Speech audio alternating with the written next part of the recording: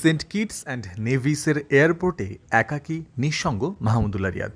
দেশে ফেরার বিমানে উঠবেন কিছুক্ষণ পর, স্থানীয় সময় হিসেবে ১৩ ডিসেম্বর বিকাল ৪টা ২০। এর আগে এয়ারপোর্টে কিছুটা সময় কাটল অপেক্ষায়।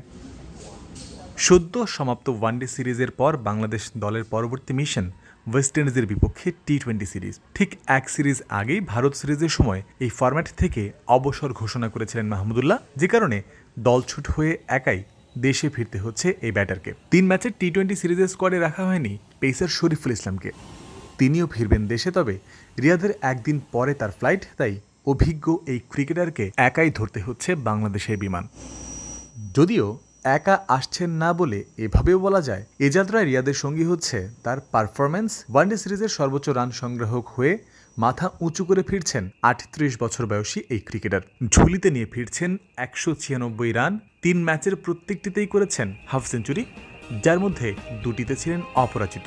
ব্যাটিং গড়টাও তাই রয়েছে ১৯৬ ঘরে। সর্বোচ্চ ৮৪ রান করে নট আউট থাকা এই ব্যাটারের সিরিজের স্ট্রাইক রেট ছিল ৯৮.৪৯। ধারাবাহিকভাবে রান করা এই সিরিজে দেখা গেছে তার কাছ থেকে।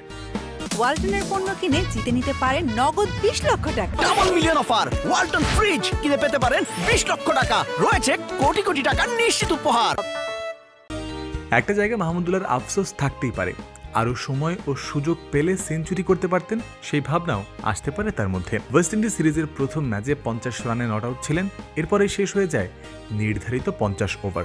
দ্বিতীয় ম্যাচে ৬২ রান করে তিনি যখন আউট হন, তখনও বাকি ইনিংসের প্রায় ৬ ওভার। সবশেষ ম্যাচে আবারও ইনিংসের শেষ বল পর্যন্ত খেলেছেন, ৮৪ রান পর্যন্ত পৌঁছাতে পেরেছিলেন। জাকির আলীকে সঙ্গে নিয়ে বিপদ সামাল দিয়ে দারুণ জুটি যেমন গড়েছিলেন, তেমনি বাংলাদেশকে বড় সংগ্রহও এনে দিয়েছিলেন তিনি। যদিও সেঞ্চুরি না পাওয়ার চেয়েও বড় আফসোস তার থাকার কথা, দল জয় পায়নি এক ম্যাচেও, সেটা নিয়েই। ৩ ম্যাচে হেরে উইন্ডিজদের কাছে হোয়াইট ওয়াশ হয়েছে বাংলাদেশ। ব্যক্তিগত জায়গা থেকে ব্যাটার রিয়াদের ভালো ছন্দ চলে আসছে আফগানিস্তান সিরিজের শেষ ম্যাচ থেকে। সেঞ্চুরির দাঁড় প্রান্তে থেকে ৯৮ রানে শেষ পর্যন্ত আউট হয়েছিলেন তিনি। ওই ইনিংস সহ টানা ৪ ইনিংসে ৫০ ইনিংসের দেখা পেলেন রিয়াদ। এরই মাধ্যমে বলা যায়, চলতি বছরে মুদ্রার এপিঠ ও পিঠ সবটাই দেখে ফেললেন এই ডান হাতে ব্যাটার। কেননা সবশেষ এই ইনিংসের আগের ৪ ইনিংসকে বলা যায় তার ও বাংলাদেশের জন্য হতাশায় মোড়ানো। শ্রীলঙ্কা ও আফগানিস্তানের বিপক্ষে টানা ৪ ইনিংসে তার রান ছিল যথাক্রমে ০, ১, ২ ও ৩। সেখান থেকেই ঘুরে দাঁড়িয়েছেন মাহমুদুল্লাহ রিয়াদ। নিজের অভিজ্ঞতার প্রমাণ দিয়েছেন মাঠের খেলায় ব্যাট হাতে। ভালো মন্দের মিশেলে একটা বছর শেষ করলেন এই ক্রিকেটার। তবে দিন শেষে পজিটিভ পারফরম্যান্সের স্মৃতিটাই তাজা হয়ে থাকা উচিত। আবার শেষ ভালো যার, সব ভালো তার, এ কথাও খুব মানানসই তার ক্ষেত্রে। জয়ন্ত বিন্দু, ক্রিক ফ্রেন্জি।